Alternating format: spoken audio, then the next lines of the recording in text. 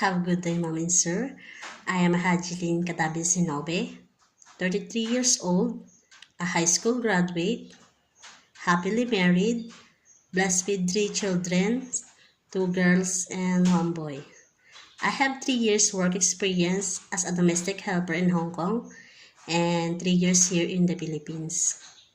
My duties and responsibilities is cooking, cleaning, marketing, car washing, gardening, iron and laundry the clothes, child care, baby care, elderly care, and pet care. I am responsible, hardworking, patient, and motivated person.